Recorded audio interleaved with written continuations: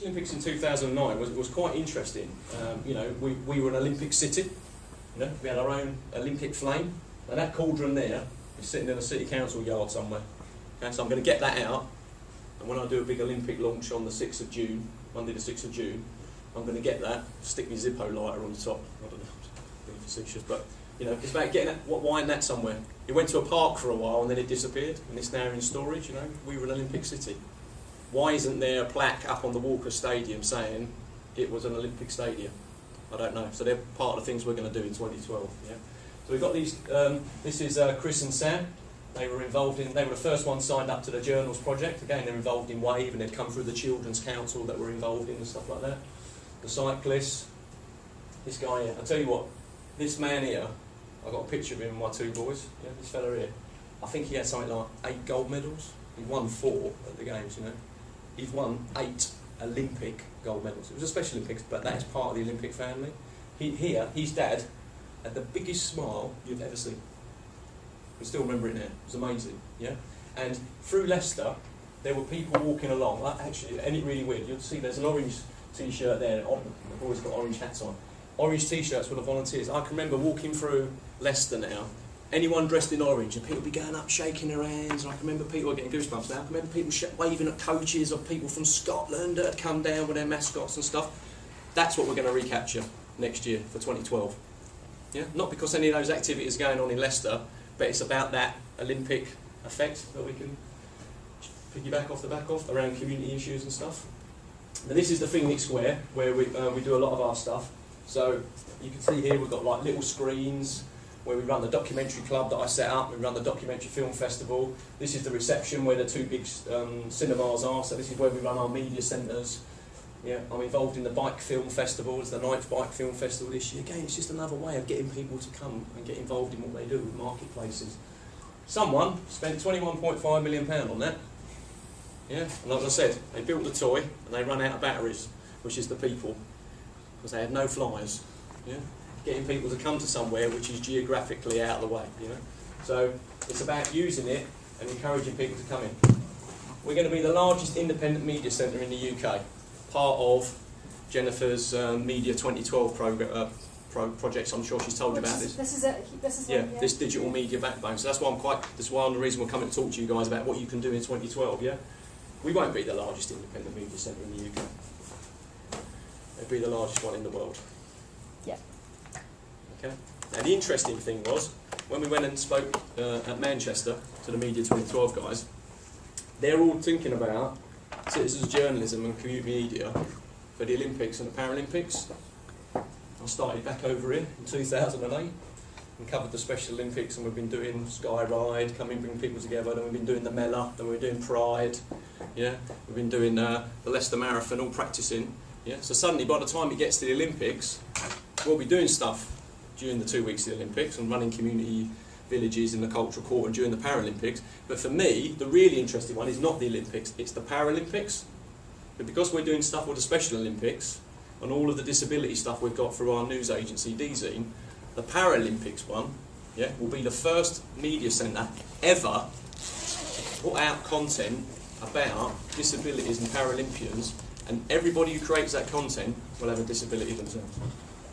So we're actually, anyone who is able-bodied is actually there supporting them to create that content on their own. Now to me, that's the one I'm really excited about. I think that'll be absolutely fantastic to be involved in that. Yeah? So the Phoenix Square is critical to what we do, simply because there's lots of people elsewhere with these great ideas, and what they really want is a building.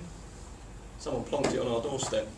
So when they're creating ideas to use it and bringing people together that are already running events and stuff and helping them by running community media centres. Packages. This was an interesting one because it weren't just about relying on what we were going to do. So what we did is I went to Leicestershire Promotions who send information through to us about tourism and stuff, and I said, right, this is what I want to do during 2012. We're going to launch it next January. Okay, so we're going to run it for 9 months. Oh God, here he goes. Not, you know what I mean? He's not just going to do the Olympics and Paralympics. He's going to run it for 9 months. Okay, and we're going to launch it on Tuesday, the 17th of January. Okay, John, why are we launching it then? Because on Tuesday the 17th of January, back in 2005, Seb Coe stood at the QE2 Centre down in London and said, right, the reason we're going to go for the Olympics is so all you regions can get involved. So we're going to write to Seb Coe and go, well, we heard what you said, and we got the Special Olympics in 2009.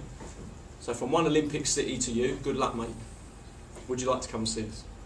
We do good cappuccino and things. So we're going to kind of just be cheeky, really, by doing stuff. We're doing it for ourselves, you know. If you want to go down to London, we're talking to transport companies about putting a trip down to London every day during the Olympics and the Paralympics with a coach outside. Do us a return to London for £5. We'll put a big bus stop up. How cool would that be, standing there watching people queuing up for a bus to go to London, yeah? I've spoken to and given information to Leicestershire Promotions, to all of the accommodation providers in Leicester, and said to them, like, if you've got space available during that time, let's start booking packages up now for people that will come and stay in Leicester, because we're 76 minutes on the train to the Olympic Stadium. We're already looking at doing, like, you know, sofa sharing or spare room sharing for a lot of international social media journalists that will come. Yeah?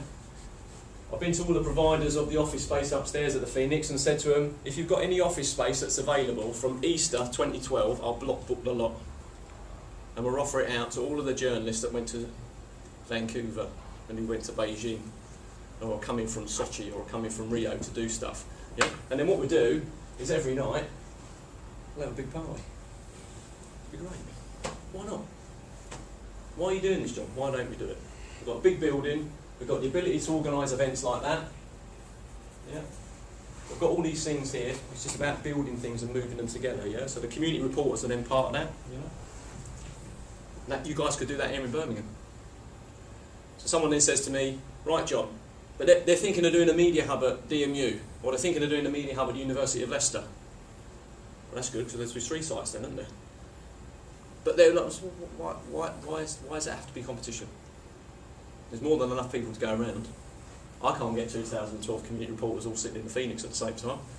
And then you're adding in members of the public as well that want to come and get involved, because they won't be able to afford to get down to London. Their Olympic experience will be here, or at the BBC big screen that we've got. So therefore, the Community Media Centre 2012 project that I'm running there has been adopted by the City Council as a priority. Still not sure what a priority means. I'd like to think that being acknowledged as a priority project for the City Council means that when every tow rag decides that they're going to make a bit of money off for 2012 and start selling these fantastic ideas for ripping people off, start coming forward, it will be the people that are the priority projects, or the people that are doing things that are genuine, will actually be acknowledged. Okay, so that's the idea behind that. Again, you've got this Olympic family, yeah? You've got the Special Olympics, you've got London Olympics, and you've got the Paralympics Games. Anyone know what the para bit stands for in the Paralympics? Paralyzed. No. I thought it was paraplegic. No? Parallel. I never knew that. I got educated myself. It's the parallel game. So what it is, it's the games that runs parallel because it uses the same facilities as the Olympic Games. So I never knew that. So if that's the only thing you learned today, hopefully that helps. Okay? Right, this is an interesting one. I get sick and tired of people that tell me, legacy, yeah, legacy. Yeah, legacy is a great thing. Well, what is it then? And it tends to be a DVD with the usual suspects, who are normally wearing shirt and tie, yeah, telling you about what they did for that, and look at these wonderful people here from the community that were getting involved. Yeah? So, first of all, everything that we capture legacy-wise will be across a whole range of social media. Yeah? And what we decided to do is I've been working with a group of young people who've been going off visiting museums and stuff like that, and they all like this thing and all that, and they love the fact that they could pick stuff up in old museums, and they weren't interested, no interactivity in these things. And what we thought we had is an opportunity to reclaim the word museum, because museums means like old, stuffy, boring, something old from history. And the kids turn around and go, well, if I've created a newsletter, John, yesterday at Wave Club, that is history. So we're just going to reinvent the word museum. Okay? And what we're going to do is we're going to base it at the Phoenix. But the reason it's based at the Phoenix is that's where you start and finish. So what will happen is you'll have a map, or an iPhone app, which will have a map on it. And then what you'll do is you'll set off from the Phoenix and you'll go round to BBC Radio Leicester and you'll go to the Mercury and you'll go to the library and you'll go to the Adult Ed Centre and you'll go to our market stall and you might go to our community news shop in an empty retail unit that moves around. Yeah? And these will be bases where there'll be community media centres creating content. And then there's a second ring of about 20 different venues, all of whom have exhibition spaces or rooms or windows. And so over a 12-month period, we just put our content on display there, exhibition. So suddenly, you're creating a virtual museum of citizens' journalism. And with citizens' journalism, it can be anything that you want to create. Yeah.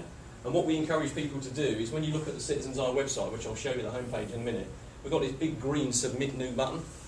So as I remember saying, if you log on to any of the library computers, 17 libraries in Leicester or 63 libraries across the county, when you log on there's a Citizens' Eye logo with your library card.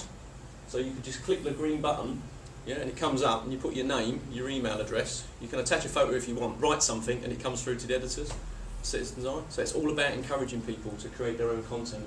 People say, will Citizens' Eye come and cover this? It's not what I want to do. I don't want to go. Why do I want to go and cover it? It would be great to go. It's not I don't want to go. The value is getting those people to be able to report on what's important to them and report on their own event. So we often say to people, why don't you come along for one of the taster sessions and give yourself the skills to be able to report on your event for us? Because what you've done then, the legacy for them is the day after the event, they've still got those skills to do other stuff. Yeah, that's what legacy is leaving people with the ability to be able to help themselves. So with this, the idea is it's all virtual. I love that project. I think it's really fun, actually. It's going to be really good. Citizens, I don't know that much. As one comedian once said.